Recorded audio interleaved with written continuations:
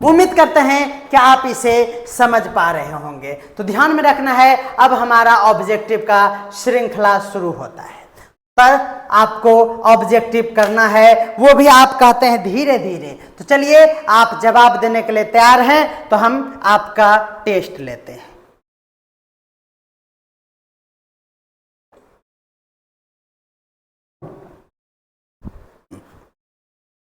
चलिए, subject classification आप सभी के जहन में अभी बसा हुआ है। सब्जेक्ट क्लासिफिकेशन, सब्जेक्ट क्लासिफिकेशन प्रणाली को किस प्रकार न्यूमेरेटिव याद रखना है प्रणाली के रूप में जाना जाता है, न्यूमेरेटिव प्रणाली के रूप में जाना जाता है, या किस पर आधारित है, जल्दी से बताइएगा।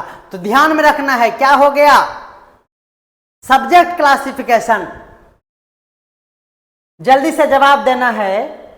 सब्जेक्ट क्लासिफिकेशन, कोई दिमाग नहीं लगाएंगे, यहां पर सीधा सीधी विषयों पर विस्तृत पुनर्निर्धारित सूची है। बिल्कुल आपको दिखना है, यहां पर सब्जेक्ट का ही नाम उसका सब्जेक्ट लिस्ट बनकर आ जाता है। जैसे कि लॉ के लिए लॉ आपका सब्जेक्ट का विषय होता है, ना ही इसमें वर्ग की संख्याएं होती है, ना ही दशमलव होता है, ना ही वर्णमाला होता है। सब्जेक्ट क्लासिफिकेशन में सिर्फ सब्जेक्ट होगा। बिल्कुल आपका बी नंबर आंसर सही हो जाएगा, ध्यान में रखना है। अगला क्वेश्चन, एससी यानी सब्जेक्ट क्लासिफिकेशन में डायरेक्ट अप्रोच का क्या अर्थ है, जल्दी से बताइएगा। डायरेक्ट अप्रोच का क्या अर्थ है, जल्दी से बताना है। डायरेक्ट अप्रोच, एससी में अगर आपको डायरेक्ट अप्रोच की बात करें तो क्या होगा, ध्यान में रखना है। क्या होगा, आंसर आ चुका है। विषय को सीधे वर्ग के उसके नाम के आधार पर दर्शाया गया है और इसी को कहते हैं डायरेक्ट, सीधे तौर पर। Representing subject directly by their name, बिल्कुल आपको ध्यान में रखना है। चलिए नेक्स्ट क्वेश्चन, एससी यानी सब्जेक्ट क्लासिफिकेशन सिस्टम में कौन सी कमी आधुनिक युग में इसे अप्रचलित बनाती है। Which limitation makes SC, that is subject classification, obsolete in modern time, उसको हटा देता है, क्या इसमें कमी है, जल्दी से बताइएगा। क्या होगा 3 का आंसर। देखिए, अनावश्यक विस्तारण तो इसमें है ही नहीं, इसको विस्तार कर नहीं सकते हैं। कोडिंग की जटिलता भी इसमें नहीं है, इसमें कोडिंग है ही नहीं, तो इसके कारण थोड़ी ये अप्रचलित हो गया। केवल शैक्षणिक पुस्तकालयों के लिए सीमित है, बिल्कुल गलत बात है। तो क्या हो गया, डिजिटल वर्गीकरण में यह अनुपयुक्तता हो गई, अनसुटेबिलिटी इन डिजिटल क्लासिफिकेशन। आधुनिक युग के अनुसार इसमें हम लोग कोई चेंज नहीं कर पाए, इसीलिए यह क्या हो गया, ऑब्सोलेट हो गया। बिल्कुल ध्यान में रखना है। एससी यानी सिस्टम सब्जेक्ट क्लासिफिकेशन प्रणाली जो है किस प्रकार के पुस्तकालयों के लिए उपयुक्त मानी जाती है, जल्दी से बताइएगा। सब्जेक्ट क्लासिफिकेशन जो है वह किसके लिए उपयुक्त है, जल्दी से। बिल्कुल सही जवाब आ चुका है, याद रखना है आपको। चौथा का आंसर होगा सार्वजनिक पुस्तकालय। बिल्कुल सार्वजनिक या पुस्तकालय आपको याद रखना है सब्जेक्ट क्लासिफिकेशन के लिए। अगला क्वेश्चन चलिएगा, अगला क्वेश्चन है हमारा एससी की विषय सूची यानी सब्जेक्ट हेडिंग किस सिद्धांत पर आधारित है, जल्दी से बताइएगा। एससी यानी सब्जेक्ट क्लासिफिकेशन की क्या याद रखना है, क्या तो सब्जेक्ट क्लासिफिकेशन में सब्जेक्ट हेडिंग किस सिद्धांत पर कार्य करता है। सबसे पहले तो डेसिमल हटा दीजिए, ठीक है। क्या याद रखना, कॉस्मिक सब्जेक्ट तो अभी हम पढ़ाए नहीं है, एलसीसी का कोडिंग तो होगा नहीं। उपयोगकर्ता के दृष्टिकोण से ध्यान में रखना है, यह यूजर ओरिएंटेड है। बिल्कुल आपका 5 का ए नंबर सही हो जाएगा।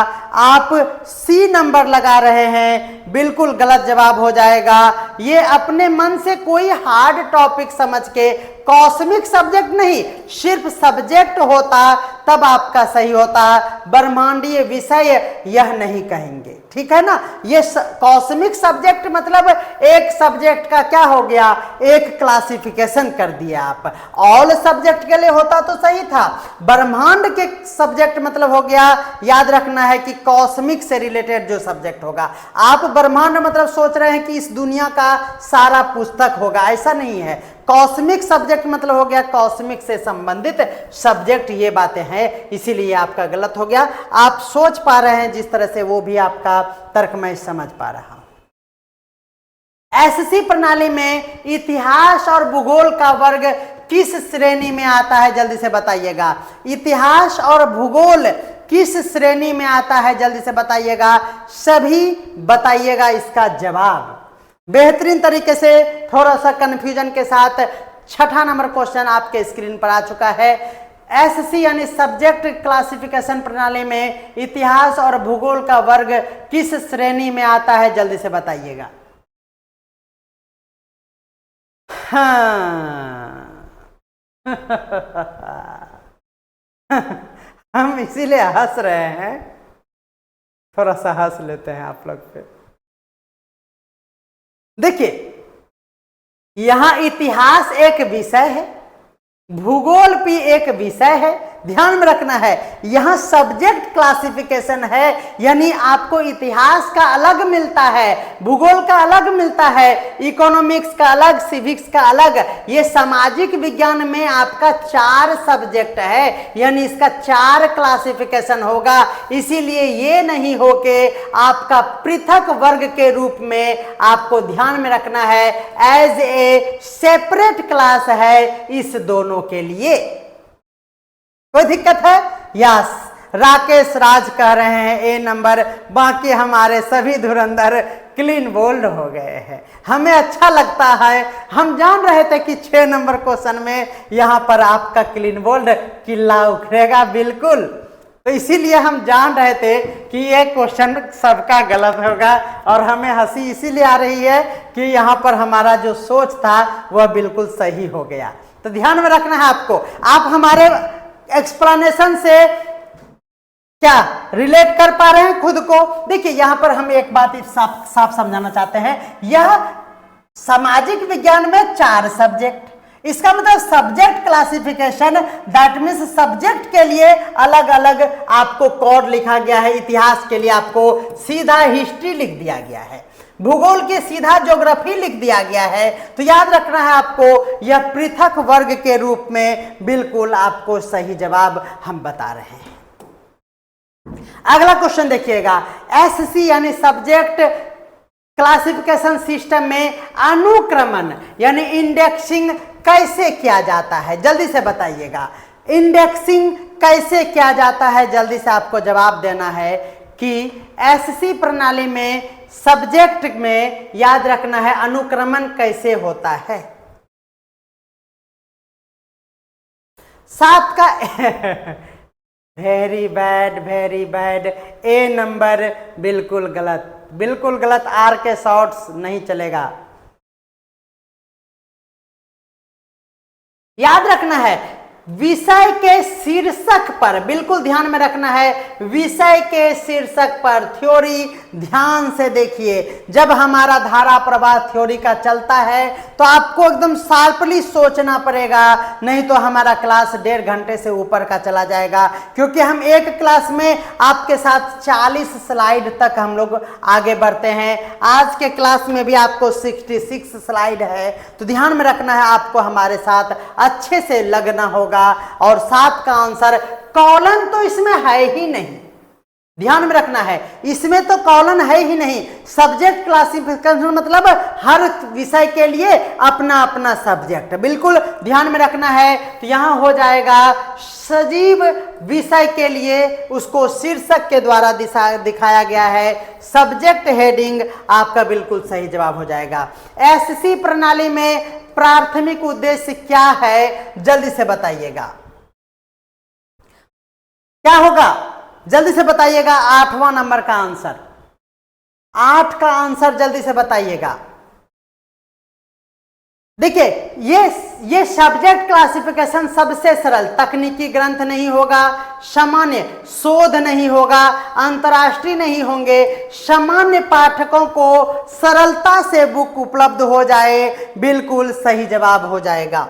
नेक्स्ट देखिएगा, अगला क्वेश्चन है एससी प्रणाली में प्रयोग की जाने वाली सारणी क्या कहलाती है? जल्दी से बताइएगा सारणी क्या कहलाती है, जल्दी से बताइएगा क्या कहलाती है। अब हम जान रहे हैं ना, तुक्का लगाएंगे आप, सारणी क्या कहलाती है जल्दी से बताइएगा।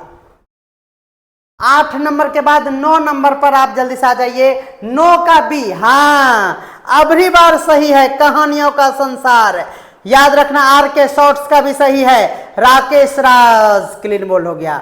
सोनी देवी का भी सही है, बिल्कुल। देखिए ये फैसेट नंबर तो कल पढ़ाए थे, आज हम सब्जेक्ट पर आधारित हैं, तो सब्जेक्ट आपका सही आंसर हो जाएगा। एससी में क्या है, बायोग्राफी को कहां रखा जाता है जल्दी से बताइएगा। बायोग्राफी को कहां रखेंगे जल्दी से बताइएगा।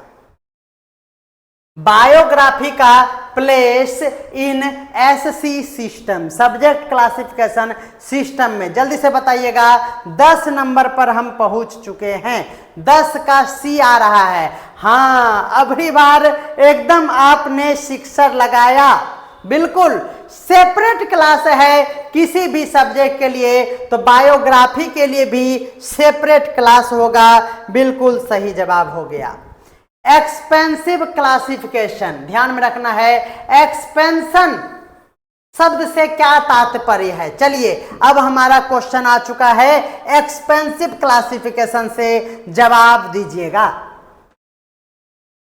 हाँ बिल्कुल, चलिए हमारे साथ नए नए विद्यार्थी भी जुड़ रहे हैं। जूही जानवी जुड़ी हुई है, राधा कुमारी जुड़ी हुई है, पूनम सिन्हा जुड़ी हुई है, अनीशा कुमारी, नम्रता सिंह, पूजा राज, एंजल गर्ल रोज जुड़ती है, बहुत बढ़िया।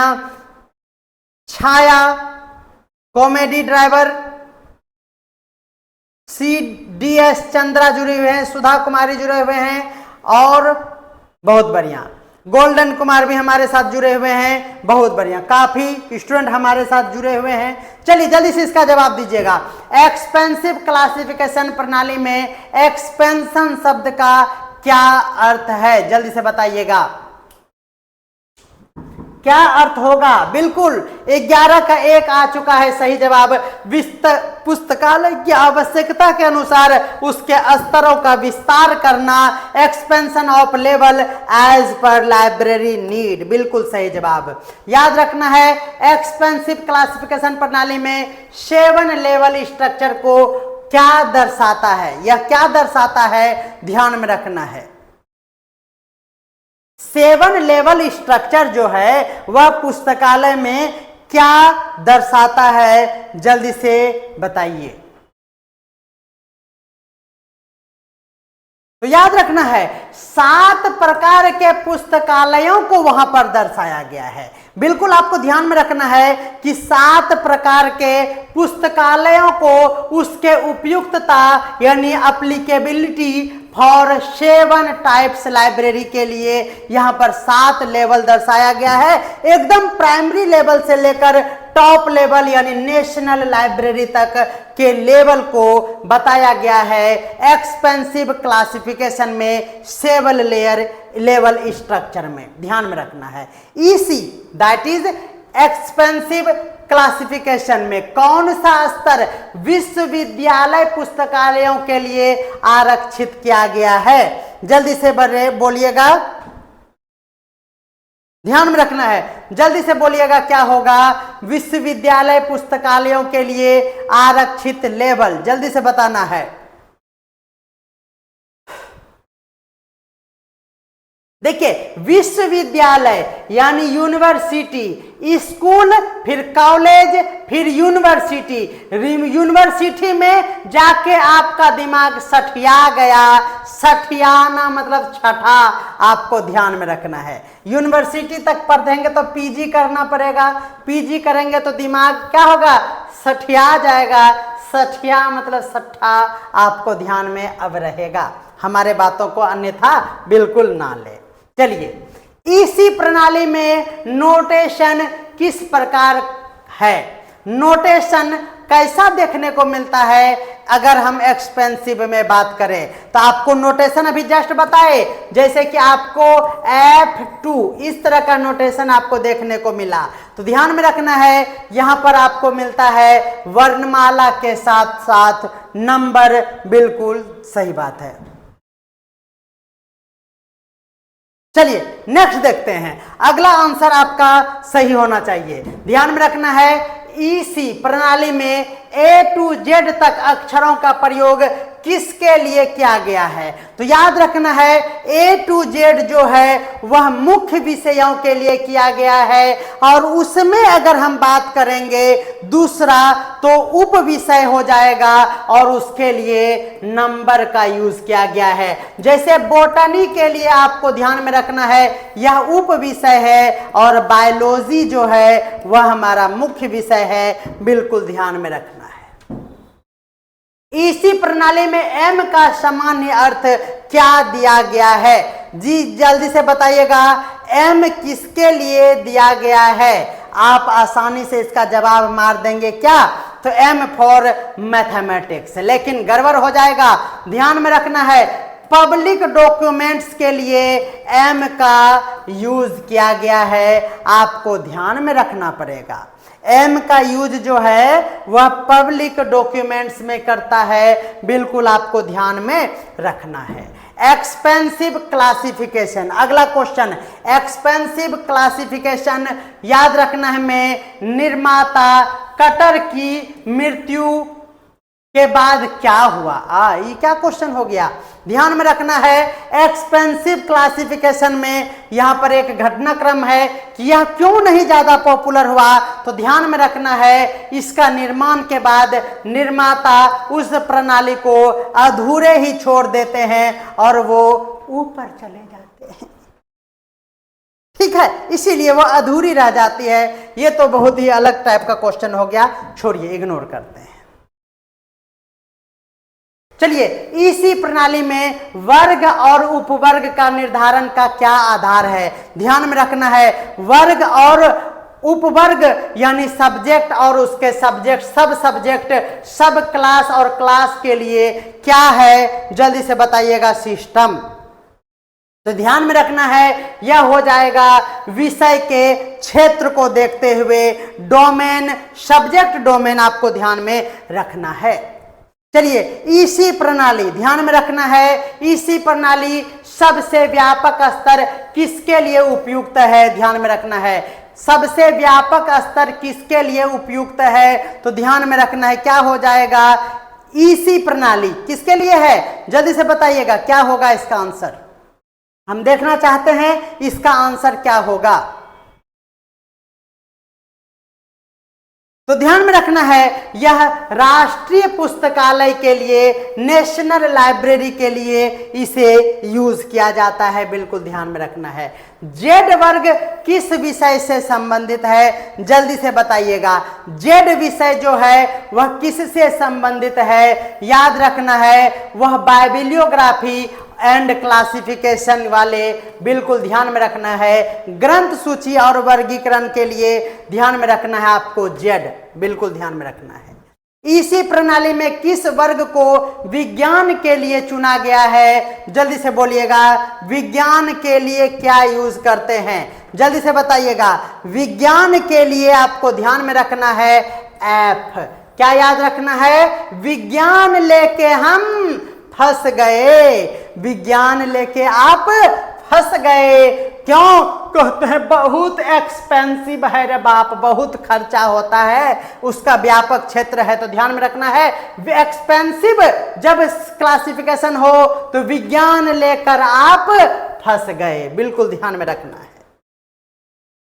एक्सपेंसिव क्लासिफिकेशन प्रणाली में सबसे बड़ी विशेषता क्या होती है, जल्दी से बताइएगा। तो इसको हम लोग क्या कर सकते हैं, अर्ध डेसिमल नहीं होगा, ग्राफ आधारित नहीं पढ़ाए हैं, कानूनी दस्तावेज नहीं पढ़ाए हैं, बहुस्तरीय विस्तार की क्षमता है। इसको मल्टी लेवल पर हम एक्सपेंशन कैपेसिटी को देखते हुए इसको काफी व्यापक तौर पर यूज किया जाता है। इसी प्रणाली को कौन सी विशेषता एलसीसी को प्रभावित करता है, इसी प्रणाली में कौन सी विशेषता एलसीसी यानी लाइब्रेरी ऑफ कांग्रेस क्लासिफिकेशन को प्रभावित करता है। तो ध्यान में रखना है, इसमें भी आपको वर्णमाला के साथ साथ संख्या का नोटेशन देखने को मिलता है और यही चैलेंज करता है ईसीसी को। बिल्कुल ध्यान में रखना। ईसीसी प्रणाली में कौन सा वर्ग शिक्षा से संबंधित है, जल्दी से बताइएगा। याद रखना है क्या, याद रखना है शिक्षा। अब कौन है जो शिक्षित नहीं है, अब कौन है जो शिक्षित नहीं है। इतना बड़े देश में, एक्सपेंसिव देश में ध्यान में रखना है कौन है, कौन से के और कौन है जो शिक्षित नहीं है। बिल्कुल आपको ध्यान में रखना है। एससी प्रणाली के अंतर्गत कौन सी विशेषता डीडीसी से अलग कर देती है, तो ध्यान में रखना है क्या एससी के अंतर्गत, यानी आपको यहां पर सब्जेक्ट क्लासिफिकेशन से समझ में आता है, डीडीसी से अलग करता है। याद रखना है जब विषय की बात हो जाएगी, पूर्व निर्धारित विषय शीर्षक को ही देखकर हम लोग इसको क्लासिफाई कर देते हैं, इसीलिए डीडीसी से यह अलग हो जाता है। ध्यान में रखना है। अगला क्वेश्चन देखिएगा, इसी प्रणाली में आई, याद रखना है आई संकेत यानी नोटेशन किसका प्रतिपादन करता है, तो ध्यान में रखना है आई यानी मेरा साहित्य। ध्यान में रखना है ली मतलब आई, याद रखना है आई बोले तो मेरा साहित्य। बिल्कुल आपको ध्यान में रखना है। इसी प्रणाली में कौन सी प्रणालीगत सुविधा इसे अनुकूलनीय बनाता है, जल्दी से बताइएगा। तो ध्यान में रखना है इसी प्रणाली में इसका अनुसार, बिल्कुल देखिए लेवल वाइज आपको 7 लेवल जो दिया है यह इसे बहुत ही ज्यादा पॉपुलर बना देता है। बिल्कुल ध्यान में रखना है ए नंबर। सब्जेक्ट क्लासिफिकेशन का आधुनिक प्रणाली से कम तुलनात्मक उपयोग होता है, क्या बताना है, किस आधुनिक प्रणाली से इसकी कम तुलना की जाती है। तो ध्यान में रखना है एससी का तुलना करेंगे एलसीसी से। बिल्कुल आपका सही जवाब हो जाएगा। और आज का लास्ट क्वेश्चन आप सभी के साथ हम साझा कर रहे हैं, एक्सपेंसिव क्लासिफिकेशन में किस वर्ग को सामाजिक विज्ञान के लिए आरक्षित किया गया है। सामाजिक विज्ञान एससी नहीं है, एससी में सामाजिक विज्ञान नहीं बल्कि इतिहास भूगोल नागरिक होता है। एक्सपेंसिव में ध्यान रखना है सामाजिक विज्ञान के लिए डी यूज किया गया है। बिल्कुल आपको ध्यान में रखना है। अगला टॉपिक पर अब हम लोग आते हैं, जहां पर अब हम लोग पढ़ेंगे बौद्धिक संपदा अधिकार। याद रखना है आईपीआर यानी इंटेलेक्चुअल प्रॉपर्टी राइट, ये क्या है, तो याद रखना है यह भी हमारे पुस्तकालय के अंतर्गत आता है, जहां पर हम लोग बौद्धिक संपदा के बारे में, उसको एक्सेस करने के बारे में, उसका सदुपयोग करने के बारे में, हम लोग उसके प्रबंधन के बारे में जानते हैं। याद रखना है बौद्धिक संपदा अधिकार का उद्देश्य आपसे पूछा गया है, तो आपको ध्यान में रखना है जब भी कभी आप सृजनात्मक कार्यों की रक्षा करेंगे और उसे प्रोत्साहित करेंगे, यही तो है हमारा इंटेलेक्चुअल प्रॉपर्टी। बिल्कुल ध्यान में रखना है यही है हमारा बौद्धिक संपदा, और इसमें आपको सृजनात्मकता का यूज करना होगा और उसके रक्षा और प्रोत्साहन के लिए आपको जागरूक रहना होगा, टू प्रोटेक्ट करना होगा और उसे प्रमोट करना होगा कोई भी क्रिएटिव वर्क को, और उसको हम लोग पढ़ेंगे बौद्धिक संपदा के अंतर्गत आपको ध्यान में रखना है। आपको हमने कॉपीराइट के बारे में भी बढ़िया से शब्दावली में पढ़ा चुके हैं। कॉपीराइट किस पर लागू होता है आपको बताना है। कॉपीराइट किस पर लागू होता है आपको बताना है। तो याद रखना है, कॉपीराइट एक्ट के तहत आप साहित्य को कॉपीराइट कर सकते हैं, जैसे कि हमारा कोई मटेरियल कॉपीराइटेड होता है, वह आपको समझ में आता होगा। उसी के साथ आपका संगीत का कॉपीराइट आप YouTube पर यूज नहीं कर सकते हैं, तो संगीत का कॉपीराइट, और कोई भी कलाकृतियां यानी आपको कोई भी आर्टिस्ट वर्क है उस पर कॉपीराइट अधिनियम लागू होता है। कंपनी के नाम के लिए पेटेंट होता है, वैज्ञानिक सूत्र नहीं होगा, औद्योगिक उत्पादों के लिए भी आपको नहीं होगा। बिल्कुल आपको समझ में आ रहा होगा। उसी तरह से जिस तरह से कॉपीराइट होता है, यहां पर एक टर्म आया जो आप सभी बार बार सुनते हैं, वह है हमारा ट्रेडमार्क। तो याद रखना, ट्रेडमार्क का यूज किस लिए किया जाता है आपको बताना है।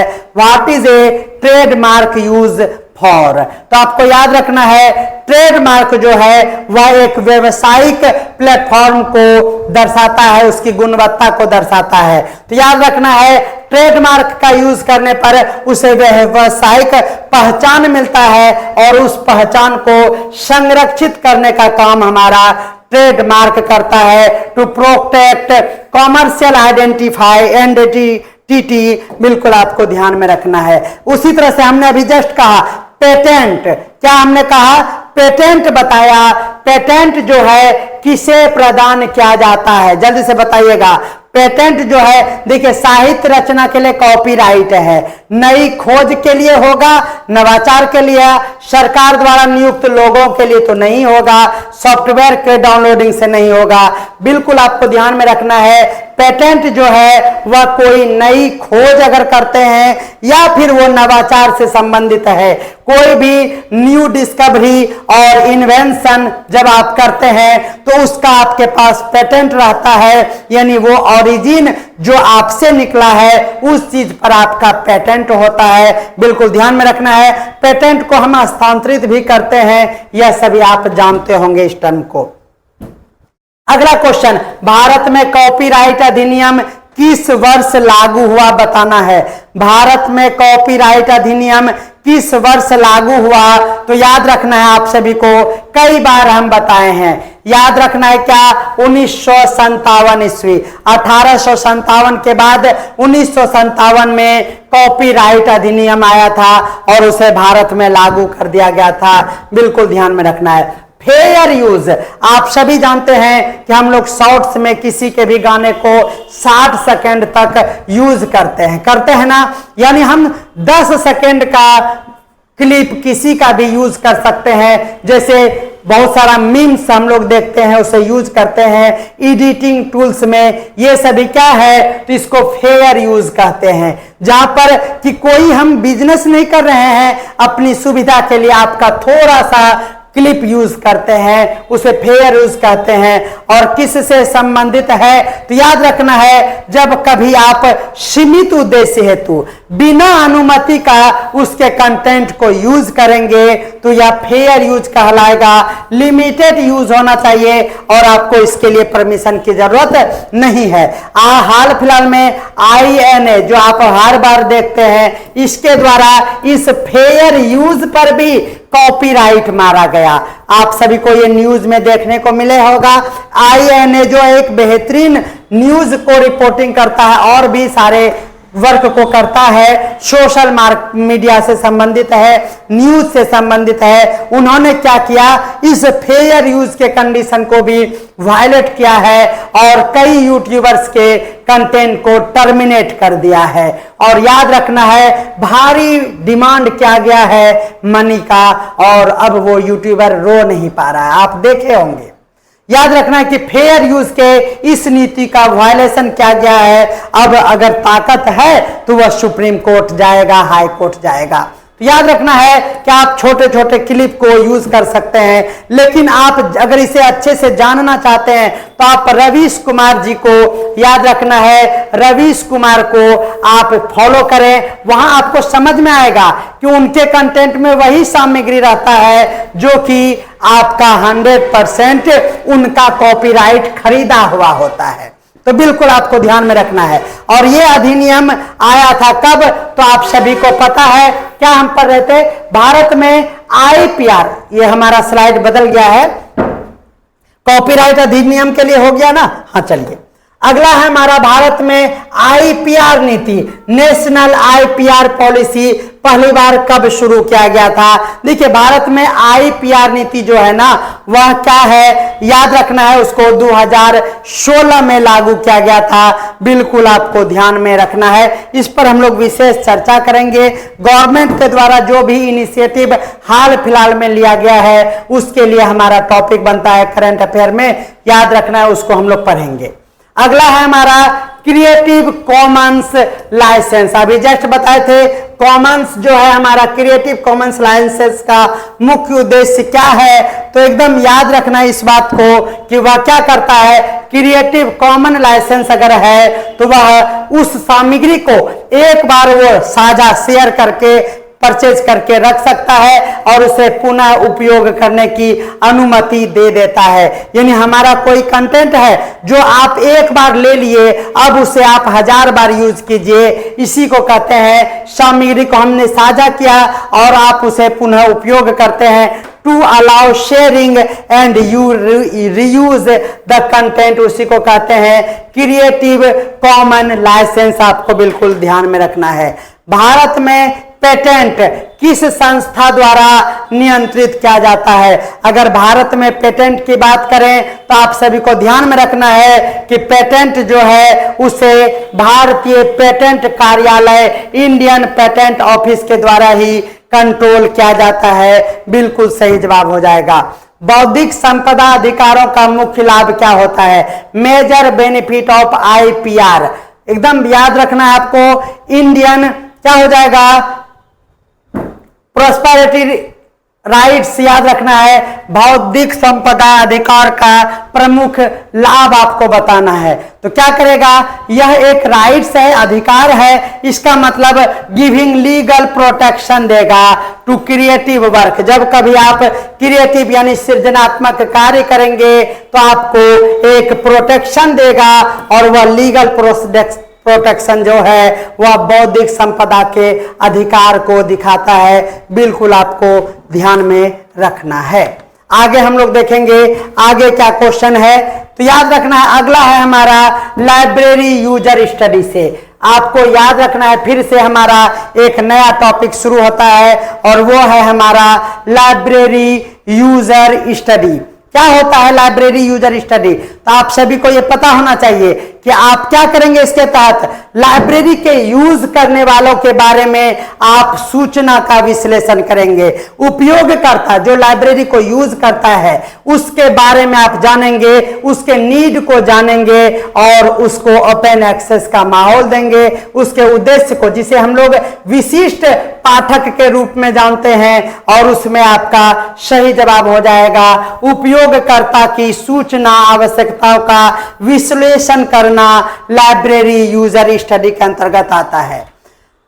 आपको हम कई बार पढ़ा चुके हैं रेफरेंस सर्विसेज, यह क्या होता है आप सभी को पता है। रेफरेंस सर्विसेज में हम लोग उपयोगकर्ता को उनकी सूचना आवश्यकताओं के अनुसार उसको पूर्ति में सहायता करते हैं, हेल्प करते हैं यूजर को उसके नीड को फुलफिल करने में। देयर इंफॉर्मेशन नीड्स, जितना सूचना की उसको आवश्यकता है उसके लिए वहां पर हम प्रोवाइड कराते हैं। किसके अंतर्गत, तो रेफरेंस सर्विसेज के अंतर्गत आपको ये बातें ध्यान में रखना है। नेक्स्ट क्वेश्चन है, आपको हमने पढ़ाया है SDI। क्या पढ़ाया है, SDI यानी सेलेक्टिव डिसेमिनेशन इंफॉर्मेशन। किसे दी जाती है, सेलेक्टिव है, यानी जब कोई विशेष पाठक होगा जिनके बारे में आपको रुचि है, उनके रुचि के बारे में हम एक डाटा तैयार करते हैं, और वह क्या है, उन उपयोगकर्ता को जिनकी जानकारी रुचि पहले से हमें ज्ञात है और उसे हम लोग विशिष्ट पाठक के रूप में याद रखना है, उसे विशेष लाइब्रेरी के अंतर्गत जानते हैं। आपको ध्यान में रखना है सेलेक्टिव डिसेमिनेशन इंफॉर्मेशन के बारे में हमने SDI पर एक कंप्लीट वीडियो बना दिया है, आपको ध्यान में रखना है। देखिए यही हम लोग अभी पढ़ रहे थे जो कि करंट अवेयरनेस से था। आपको CAS पढ़ना है। क्या पढ़ना है? जहां पर करंट अवेयरनेस सर्विस, जो कि अभी शुरू में हमारा 10 क्वेश्चन था, करंट अवेयरनेस सर्विस में मुख्य बात क्या है, तो बिल्कुल ध्यान में रखना है। जैसे नाम से पता चल रहा है कि वह हाल की सूचना को उपयोगकर्ताओं के लिए अपडेट रखता है। अद्यतन मतलब अपडेट रखता है। Keeping user updated with recent information, आपको बिल्कुल ध्यान में रखना है। रेफरल सर्विस क्या होता है? आप सभी जानते हैं रेफरल मतलब होता है कि अब आप उपयोग करता है और आपको किसी अन्य स्रोत की जरूरत है, तो याद रखना है स्रोत या संस्था में आपको एक निर्देश देगा, एक सोर्स इंफॉर्मेशन प्रोवाइड कराएगा और वह रेफरल सर्विसेज के अंतर्गत आता है। क्या हो जाएगा? Directing user to another source और इंस्ट्रक्शन, किसी अन्य चीजों के बारे में आपको जानकारी देगा, उसे कहेंगे हम लोग उपयोगकर्ता के लिए अन्य स्रोत एवं संस्था के अनुसार निर्देशित करना, और वो वर्ड होगा रिफरल सर्विसेज। बिल्कुल ध्यान में रखना है। आपको हमने बताया है DDS यानी डॉक्यूमेंट्स डिलीवरी सर्विस। नाम से ही समझ में आता है कि जब कभी आप कोई डिजायरेबल मटेरियल चाहते हैं, डॉक्यूमेंट्स चाहते हैं, उसकी आपको डिलीवरी करा दे यानी आप तक उपलब्धता हो जाए, तो उसे हम लोग डॉक्यूमेंट्स डिलीवरी सर्विस यानी DDS कहेंगे। यानी उपयोगकर्ता को उसके वांछित दस्तावेज उपलब्ध कराना, डिलीवर करना उसके रिक्वेस्टेड डॉक्यूमेंट्स को यूजर तक, यही हमारा DDS कहलाता है। बिल्कुल ध्यान में रखना है। लाइब्रेरी ओरिएंटेशन, आपको एक टर्म फिर से मिलता है, लाइब्रेरी ओरिएंटेशन। लाइब्रेरी ओरिएंटेशन का प्रमुख उद्देश्य आपको बताना है क्या होगा, तो लाइब्रेरी ओरिएंटेशन के मुख्य उद्देश्य के रूप में आप जानेंगे क्या होगा, तो नए उपयोगकर्ता, आपको ध्यान में रखना है, नए उपयोगकर्ता को संसाधनों और सेवाओं से परिचित कराना। क्या है लाइब्रेरी का ओरिएंटेशन? क्या है कि कोई भी नया यूजर आया है, उसको उसके अनुसार लाइब्रेरी का माहौल को शो करना। आइए आइए, वेलकम है। आप किस चीज की तैयारी करते थे? सर हम लाइब्रेरियन के, आपके बुक लाइब्रेरी में उपलब्ध हो या मिनिमम हो, लेकिन आपको उसको हतोत्साहित नहीं करना है, उसको प्रमोट करना है और आप उसको बुक प्रोवाइड कराएंगे, बोलेंगे शाम तक उपलब्ध हो जाएगा, और एज ए लाइब्रेरियन आपको ध्यान में रखना है कि उसकी उपलब्धता आप सुनिश्चित करें, और इसके के लिए लाइब्रेरी ओरिएंटेशन का वर्ड यूज करते हैं। बिल्कुल ध्यान में रखना है। अगला है हमारा रेडी रेफरेंस सर्विसेज। ये क्या है? नाम से ही समझ में आ रहा है, रेडी रेफरेंस है, यानी आपको यह रेडीमेड एक सुविधा देता है जो कि किसी विशेष तारीख पर, किसी विशेष स्थान पर एक विशेष परिभाषित तरीके से वह जानकारी प्रदान कराता है कि आपका रेडी रेफरेंस सर्विस में आपको ये पुस्तक इतने तारीख को उपलब्ध होती है, आप आकर देख सकते हैं। जैसे कोई मैगजीन होता है, वह निश्चित तारीख को आ जाता है, तो आपको इस सर्विस के माध्यम से आपको ये सभी विशेष तारीख, स्थान और परिभाषाओं को आप डिस्क्रिप्शन को वहां पर बता देंगे, और यह रेफरेंस सर्विस के अंतर्गत रेडी रेफरेंस सर्विस कहलाता है। बिल्कुल ध्यान में रखना है।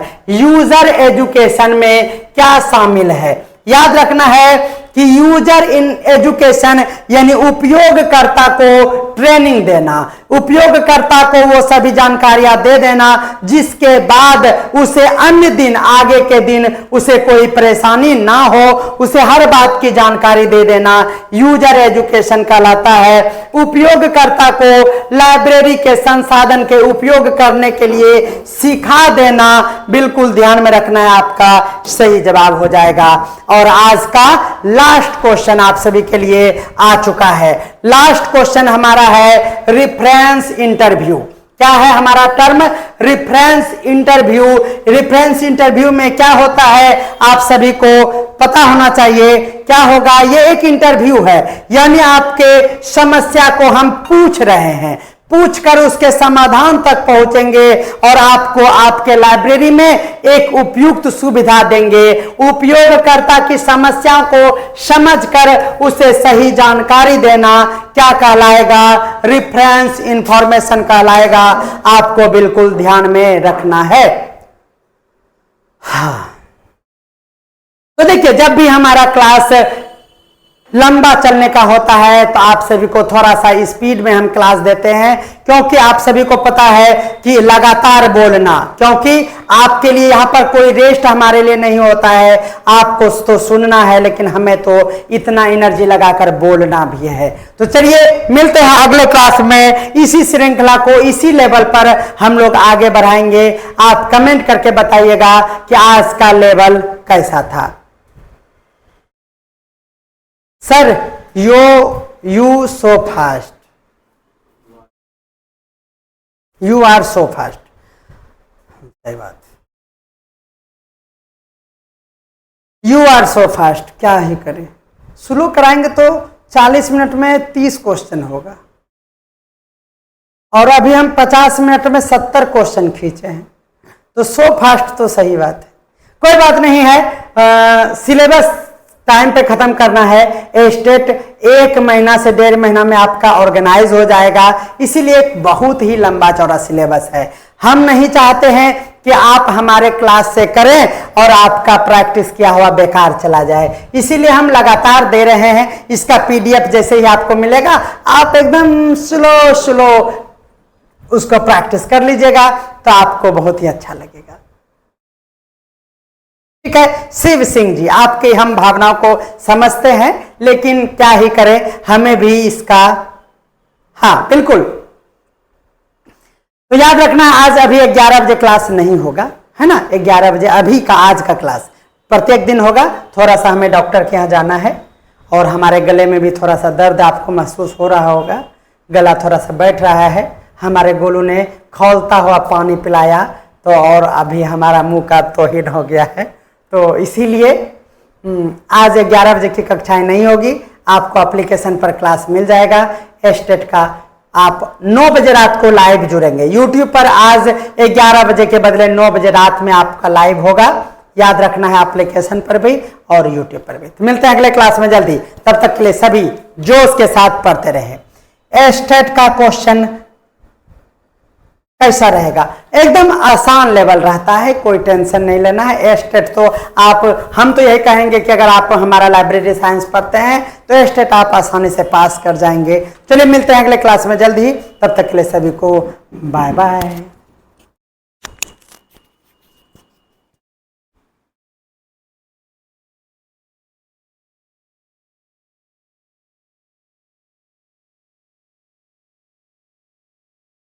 तो चलिए, वन नेशन वन सब्सक्रिप्शन योजना, जल्दी से बताइएगा। वन नेशन वन सब्सक्रिप्शन योजना किस मंत्रालय द्वारा शुरू की गई है? आप सभी को पता है कि लाइब्रेरी साइंस में एक टर्म आता है जहां पर आपको लाइब्रेरी में डिजिटल लाइब्रेरी और उसके तहत आपको करंट अफेयर्स के लिए जो भी सामग्रियां उपलब्ध कराई जाती है उसको हम लोग पढ़ते हैं। तो ध्यान में रखना है, उसी का ये पार्ट है जहां पर वन नेशन वन सब्सक्रिप्शन योजना मंत्रालय के द्वारा हाल ही में शुरू की गई है, और वह बताना आपको कि किस मंत्रालय के द्वारा यह शुरू की गई है। जल्दी से बताइएगा, क्या होगा इसका सही जवाब? जल्दी से बताना। एक का सी नंबर भी आ रहा है और ए नंबर भी आ रहा है। मानव संसाधन विकास मंत्रालय और विज्ञान एवं प्रौद्योगिकी मंत्रालय, दोनों में बात फंसता हुआ नजर आ रहा है। जल्दी से जवाब दीजिएगा सही। और भी साथी कमेंट करें। अगर कमेंट नहीं कर पा रहे हैं तो आप चैनल को सब्सक्राइब कर लीजिए। ध्यान में रखना है, आपको चैनल सब्सक्राइब करने के बाद आप कमेंट कर पाएंगे। क्या होगा इसका आंसर? तो ध्यान में रखना है, यह जो है वन नेशन वन सब्सक्रिप्शन, यह क्या है? तो विज्ञान एवं प्रौद्योगिकी मंत्रालय, ministry of science and technology मंत्रालय के द्वारा, बिल्कुल आपको ध्यान में रखना है, वन नेशन वन सब्सक्रिप्शन योजना याद रखना है। आप सभी को लाइब्रेरी से संबंधित है। नेक्स्ट क्वेश्चन देखिएगा, अगला क्वेश्चन है हमारा 2024 में डिजिटल लाइब्रेरी फॉर ऑल पहल किया गया था और यह किस संस्था के द्वारा आरंभ किया गया 2024 में? याद रखना है डिजिटल लाइब्रेरी फॉर ऑल, आपको जल्दी से सही जवाब देना है। Who launch the digital library for all initiative in 2024? ये भी ध्यान में रखना है कि डिजिटल लाइब्रेरी का ये जो लाइब्रेरी फॉर ऑल शुरू किया गया है, ये पहल ये 2024 में आया था, इस बात को भी ध्यान में रखना है। क्या होगा इसका सही जवाब? 2 का सी नंबर आंसर सही जवाब आ रहा है। डिजिटल लाइब्रेरी फॉर ऑल जो है वह नीति आयोग के द्वारा लाया गया। आप सभी जानते हैं कि पुस्तकालय के संबंध में आपको पंचवर्षीय योजना में भी बहुत सारे क्रियाकलाप आपको हमने पढ़ाया है। उसी तरह से पंचवर्षीय योजना दुख के साथ कहते हैं कि अब जब नहीं रहा हमारे बीच, तो नीति आयोग ने स्थान लिया। तो नीति आयोग के द्वारा ही डिजिटल लाइब्रेरी फॉर ऑल पहल की शुरुआत की गई है, बिल्कुल ध्यान में रखना है। नेक्स्ट क्वेश्चन देखिएगा, अगला क्वेश्चन है हमारा national digital library of India, जिसको NDLI कहते हैं, याद रखना है। National digital library of India किस संस्थान के द्वारा विकसित किया गया है? जल्दी से बताइएगा। National digital library of India theory class में जब टाइप्स ऑफ लाइब्रेरी पढ़ रहे थे वहां पर हम आपको बताए थे। जल्दी से बताइएगा, डिजिटल लाइब्रेरी ऑफ इंडिया किस संस्थान के द्वारा शुरू किया गया है? आप सभी बिल्कुल सही जवाब दे रहे हैं। IIT खड़गपुर आपका बिल्कुल सही जवाब हो जाएगा। नेक्स्ट देखिएगा, अगला क्वेश्चन जल्दी से बताना है। भारत में सबसे बड़ा पुस्तक मेला 2025 में कहां आयोजित हुआ? जल्दी से बताना है आपको। बिहार में पुस्तक मेला का आयोजन, बिहार में नहीं भारत में पुस्तक मेला का आयोजन हुआ और वहां पर आपको ध्यान में रखना है 2025 में वो कौन सा स्थान है जहां पर भारत के सबसे बड़े पुस्तक मेले का आयोजन हुआ। 3 का आंसर के बाद जल्दी से 4 नंबर का आंसर आप कमेंट में देंगे। जल्दी से बताइएगा क्या होगा इसका आंसर। 4 का आंसर A नंबर आ रहा है, बिल्कुल सही जवाब हो जाएगा। याद रखना है कोलकाता में इसका आयोजन हुआ था, 2025 की ही बात है, बिल्कुल आपको ध्यान में रखना है।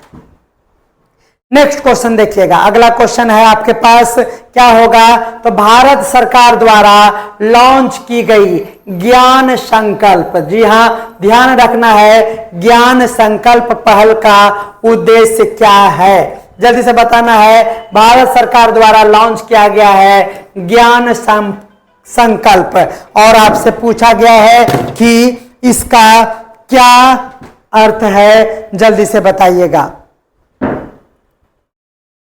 हेलो हेलो,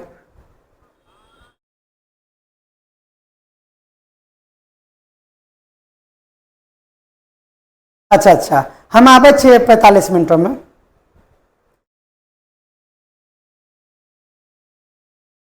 अच्छा, ठीक, अच्छा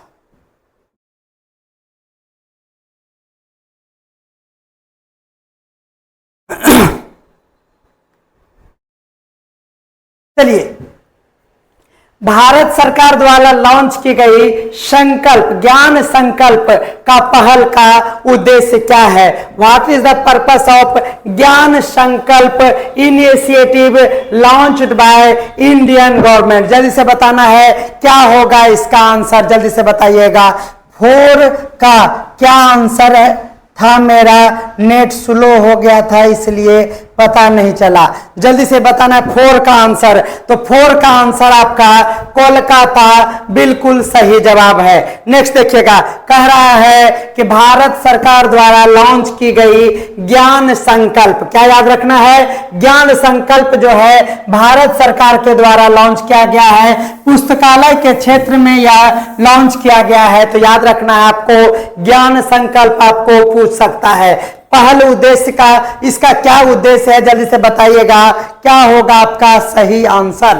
जल्दी से बताइएगा। तो ध्यान में रखना है ज्ञान संकल्प का मुख्य उद्देश्य क्या है, याद रखना है कि यह डिजिटल लाइब्रेरी से संबंधित है। ज्ञान पहल जो है वह डिजिटल लाइब्रेरी से संबंधित है, डिजिटल पुस्तकालय नेटवर्किंग को बढ़ावा देना।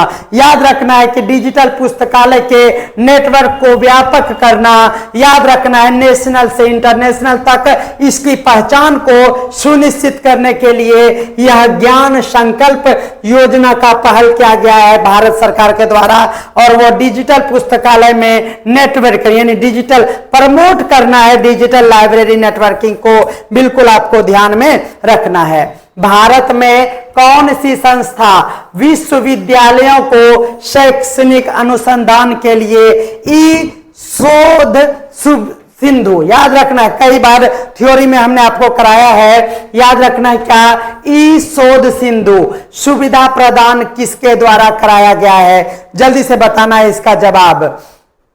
6 का जल्दी से बताइएगा, ई शोध सिंधु किसके द्वारा यह लाया गया है। 6 का ए भी आ रहा है, बी भी आ रहा है, जल्दी से बताइएगा। तो आप सभी को पता है कि शोध सिंधु, याद रखना है इनफ्लिब नेट किसके द्वारा, इनफ्लिब नेट के द्वारा यह लाया गया है, ई शोध सिंधु बिल्कुल ध्यान में रखना है। नेक्स्ट देखिएगा, यूजीसी केयर लिस्ट, क्या याद रखना है टर्म, यूजीसी केयर लिस्ट का में क्या शामिल होता है। आपने जानना होगा कि यूजीसी के द्वारा एक लिस्ट तैयार किया जाता है जिसको केयर लिस्ट कहते हैं, इसमें क्या होता है शामिल, बताइएगा इसका सही जवाब। तो याद रखना है आप सभी को, यूजीसी से संबंधित है तो सबसे पहले तो उच्च गुणवत्ता वाले शैक्षणिक पत्रिकाओं की ये सूची है, क्या है, याद रखना ये केयर लिस्ट जो है वह एक पत्रिकाओं की सूची है जो कि उच्च गुणवत्ता वाले एकेडमिक जर्नल, याद रखना है इसका लिस्ट प्रोवाइड कराता है, ये हमारा यूजीसी केयर लिस्ट बिल्कुल ध्यान में रखना है। एक बार इसे अपने सभी ग्रुप और व्हाट्सएप पर शेयर कर दीजिए, आप इसे फेसबुक पर भी जल्दी से शेयर कर दीजिए। मजा नहीं आ रहा है इतने कम लाइव में जुड़े हुए तो।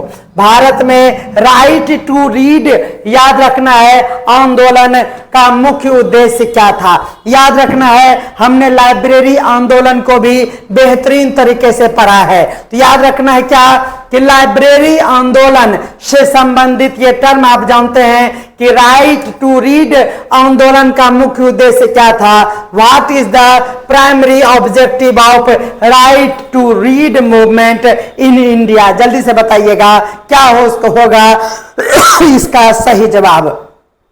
याद रखना है राइट टू रीड यानी सभी के लिए पाठन की सुविधा उपलब्ध होना, वो भी सुलभ तरीके से, सभी के लिए पढ़ने योग्य जो भी सुविधाएं हैं सामग्री है उसको सुलभ बनाना, make reading material accessible to all, सबके लिए उपलब्ध हो पढ़ाई का साधन, इसी के लिए राइट टू रीड मूवमेंट को लाया गया था, बिल्कुल ध्यान में रखना है।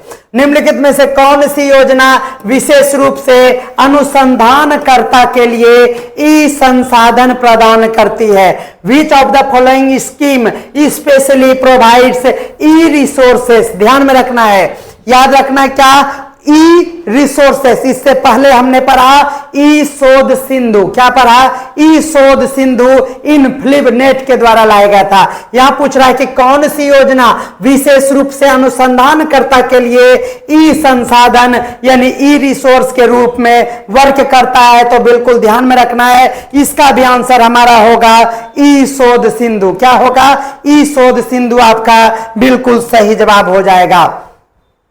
वर्ष 2025 में किस भारतीय राज्य ने ग्रामीण डिजिटल पुस्तकालय योजना प्रारंभ किया, बताना है आपको 2025 में किस भारतीय राज्य है जिन्होंने ग्रामीण डिजिटल पुस्तकालय योजना की शुरुआत की है, बिल्कुल आपको ध्यान में रखना है, करंट अफेयर से लाइब्रेरी साइंस में याद रखना है ये बातें, ठीक है। तो किस भारतीय राज्य ने ग्रामीण डिजिटल योजना का शुभारंभ किया है, तो आपको आंसर बिल्कुल टिक करना है, क्या हो जाएगा, वो हमारा हो जाएगा केरला। क्या हो जाएगा? केरला आपका सही जवाब हो जाएगा। ग्रामीण डिजिटल पुस्तकालय के लिए आपको केरला ध्यान में रखना है।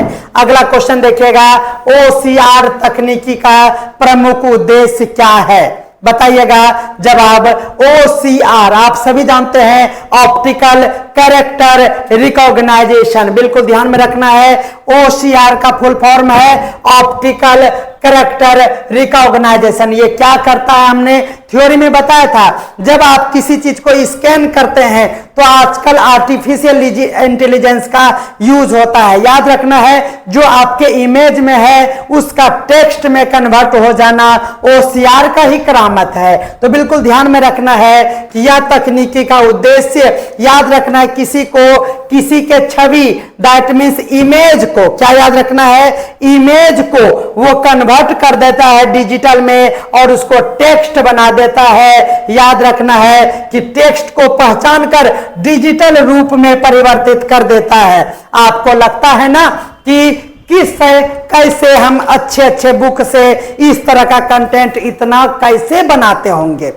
तो याद रखना है, यह सुविधा आपको OCR का हम भी यूज करते हैं। जैसे इस बुक को अगर हम छापना चाहेंगे तो क्या करेंगे? इसका इमेज खींचेंगे, स्कैनर में OCR पेड वर्जन में आता है, उसका पेड वर्जन लेंगे तो ये सारी इमेज को वो टाइपिंग कर देगा बिना किसी एरर का, और ये कहलाता है OCR फीचर। बिल्कुल आपको ध्यान में रखना है। चलिए, अभी क्लास हो रहा है, बाद में बात करेंगे। चलिए, छवि से टेक्स्ट को पहचान कर डिजिटल रूप में उसे परिवर्तित करना। डिजिटल रूप दैट मीन्स अगर वो इमेज जैसा है तो उसको टाइपिंग के मोड में कन्वर्ट कर देता है OCR टेक्नोलॉजी। बिल्कुल ध्यान में रखना है। OCR का फुल फॉर्म आपको याद हो गया होगा। OCR का प्रयोग किसके लिए किया जाता है? तो अभी जस्ट हमने समझाया, दस्तावेज को स्कैन करते हैं, उसको खोजने योग्य भी बनाते हैं। बिल्कुल आपको ध्यान में रखना है। वीडियो के संपादन में नहीं, नेटवर्किंग शेयर में नहीं, पासवर्ड के लिए नहीं, बल्कि दस्तावेज को स्कैन करने के लिए ध्यान में रखना है। अगला क्वेश्चन देखिएगा, OCR तकनीकी का आधार क्या होता है? जल्दी से बताना है, OCR तकनीकी का आधार क्या होता है? क्या वो बायोमेट्रिक स्कैनर है? बिल्कुल गलत जवाब होगा। Machine learning pattern recognition. बिल्कुल ध्यान में रखना है, वह मशीन के द्वारा वो लर्न करता है उस पैटर्न को, और पैटर्न को रिकॉग्नाइज करने के बाद, याद रखना है, R फॉर रिकॉग्नाइजेशन ही है, और रिकॉग्नाइज करने के बाद उसे टेक्स्ट में डिजिटल फॉर्मेट में कन्वर्ट करता है, और OCR का ये हमारा आंसर हो जाएगा बी नंबर। नेक्स्ट देखिएगा, निम्नलिखित में से कौन सा सॉफ्टवेयर OCR पर आधारित नहीं है? आपसे पूछा गया है OCR पर कौन आधारित नहीं है, तो ध्यान में रखना है, एडोब एक्रोबैट जो है, अब उसमें बहुत अच्छा फीचर है OCR का, जब आप उसमें प्रीमियम में जाएंगे। याद रखना है, AB, इसको क्या बोलते हैं? ABBYY, AB फाइन रीडर है, इसीलिए इसमें भी OCR का यूज हुआ है। याद रखना है, टेजरेक्ट भी है, यह भी OCR का टेक्नोलॉजी पर वर्क करता है। आप ये VLC मीडिया प्लेयर, ये तो वीडियो देखने के लिए हम लोग लैपटॉप में यूज करते हैं, ज्यादातर बेहतरीन सॉफ्टवेयर है, यह हमारा OCR पर वर्क नहीं करता है। अगला चलिएगा, OCR की सटीकता किस बात पर सबसे अधिक निर्भर करेगा? सोचिए, समझिए, फिर जवाब दीजिए। OCR की सटीकता किस बात पर वो अधिक निर्भर करेगा, बताना है। तो याद रखना है कि जब आप किसी डॉक्यूमेंट्स को स्कैन कर रहे होंगे तो याद रखना है, क्या स्कैन करने में उसकी गुणवत्ता, आपकी कैमरे की गुणवत्ता या फिर इमेज का क्वालिटी पर डिपेंड करेगा कि OCR कितना सटीक आपको आउटपुट देता है। तो स्कैन करने में गुणवत्ता होनी चाहिए, उसकी स्पष्टता होनी चाहिए, quality and clarity of scanned image, जो आपने स्कैन किया है उसको OCR के माध्यम से कन्वर्ट करेगा जब उसकी क्वालिटी अच्छी होगी। ध्यान में रखना है। और थोड़ा सा जोर लगाइए, शेयर कीजिए, और कल के रिकॉर्ड को भी पार कीजिए। आपको आपके कहे हुए टाइम पर क्लास मिल रहा है बिल्कुल सही तरीके से।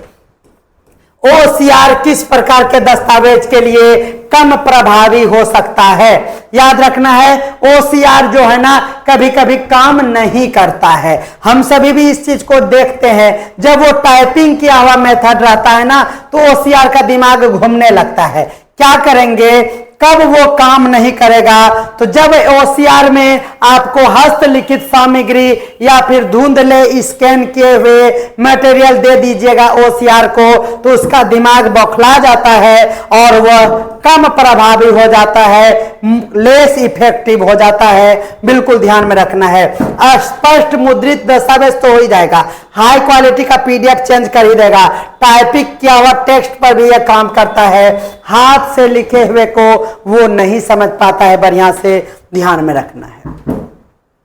OCR तकनीकी का पुस्तकालय में कौन सा लाभ होता है, जल्दी से बताइएगा।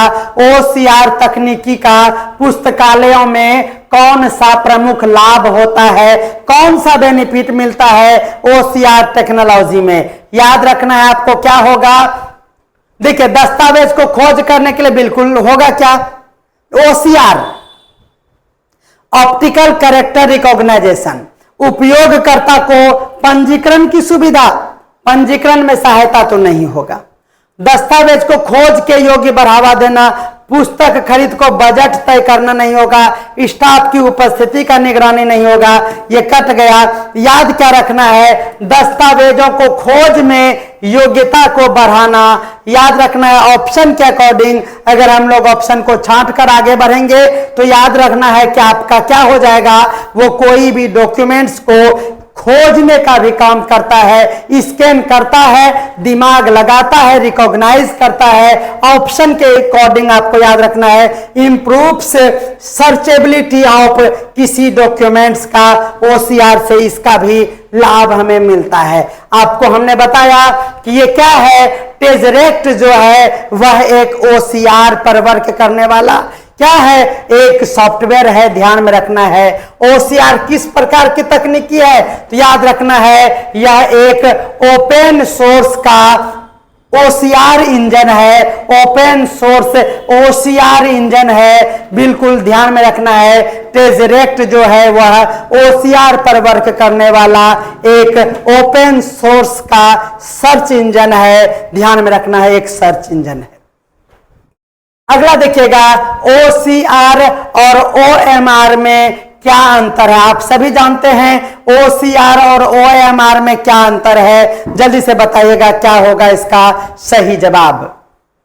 देखिए OCR आप सभी जानते हैं कि वह छवि से टेक्स्ट को बनाता है, पढ़ता है, और OMR जो है वह पूर्व निर्धारित मार्क्स को वो क्या करता है, OMR रीड करता है। OMR मतलब OMR को रीड करने वाला, उसको मार्किंग करने के लिए OMR स्कैनर का यूज करते हैं। बिल्कुल आपको ध्यान में रखना है ये OMR है, याद रखना है। और आपको जो मिलता है OMR सीट मिलता है, तो बिल्कुल ध्यान रखना है OMR दैट इज वो एक क्या है, सिस्टम है, एक सॉफ्टवेयर है जिसके तहत वो OMR सीट को रीड कर पाता है। तो बिल्कुल ध्यान में रखना है, आपका 9 का A नंबर बिल्कुल सही जवाब हो जाएगा।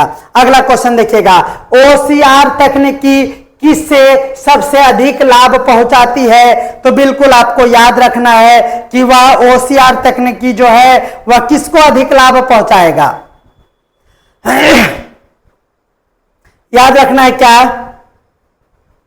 क्या होगा, संगीत शिक्षक, दृष्टिबाधित शोधकर्ता, परीक्षा नियंत्रक, पुस्तक विक्रेता। क्या होगा आपका सही आंसर। याद रखना है दृष्टिबाधित यहां नहीं होगा, यहां पे मिसप्रिंट है हमारा, सिंपल सा बात होगा शोधकर्ताओं को। याद रखना है आपने कोई डॉक्यूमेंट्स लिया, आप शोध कर रहे हैं, उसको प्रिंट कराना चाह रहे हैं, तो आप टाइपिंग उतना हिंदी इंग्लिश में नहीं कर पाएंगे। आप क्या करेंगे, OCR का यूज करेंगे, उससे सर्च रिजल्ट आएगा और आप उसे वेब पर जाकर अच्छे से टेक्स्ट में कन्वर्ट कर सकते हैं। ये सारे फीचर जो है वह रिसर्च वर्क के लिए सबसे ज्यादा यूज यूज किया जाता है। बिल्कुल आपको ध्यान में रखना है, ये हमारा मिस्टेक है, बिल्कुल आपको इसका आंसर याद करना है। What is the primary feature of open access research, OAR, बिल्कुल ध्यान में रखना है। यह जो हमारा मुक्त अभिगम संसाधन है, ओपन एक्सेस रिसोर्स है, इसकी विशेषता आपको बतानी है। तो याद रखना है क्या हो जाएगा, ओपन एक्सेस रिसोर्स, यानी सिंपल सी बात है कि ओपन एक्सेस है तो वहां पर आपको कोई शुल्क नहीं देना पड़ेगा। बिना शुल्क और कोई बाधा के वैश्विक पहुंच को बढ़ावा देता है ये ओपन एक्सेस रिसोर्स, बिल्कुल ध्यान में रखना है। नेक्स्ट क्वेश्चन देखिएगा, कह रहा है कि निम्नलिखित में से कौन सा ओपन एक्सेस रिपोजिटरी का उदाहरण है। ओपन एक्सेस रिपोजिटरी मतलब क्या हो गया, जिसे हम आसानी से प्राप्त कर सकते हैं, जहां पर हम इजी वे में एक्सेस ले सकते हैं और ज्यादातर यह निःशुल्क हुआ करता है। तो याद रखना है क्या, निम्नलिखित में से कौन सा ओपन एक्सेस रिपोजिटरी है। याद क्या रखना है, तो आपको एकदम बढ़िया से याद रखना है ARX4।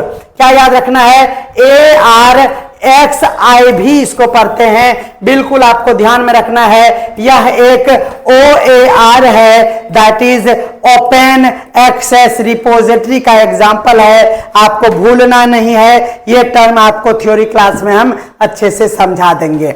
आगे बढ़ते हैं, ओपन डोर, बिल्कुल ध्यान में रखना है ये बातें।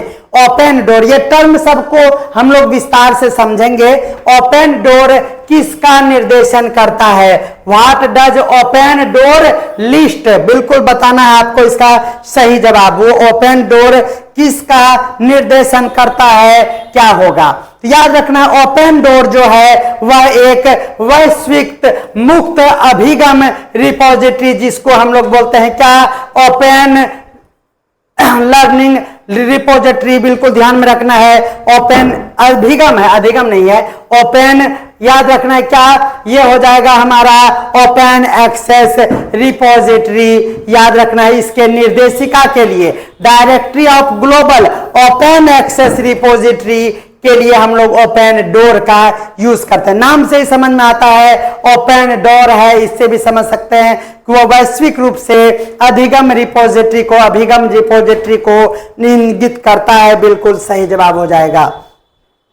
अगला चलिएगा, ये देखिए ये क्या है हमारा, डोआज है, क्या है, याद रखना है D फॉर होता है directory, O for open, A for access और J से यहां पर जर्नल होता है, याद रखना है। और इसका उद्देश्य क्या है, तो समझ में आ रहा है, जहां पे भी जर्नल होगा वहां पर शोध पत्र से संबंधित होगा, या फिर इसका क्या होगा आंसर, जल्दी से बताइएगा।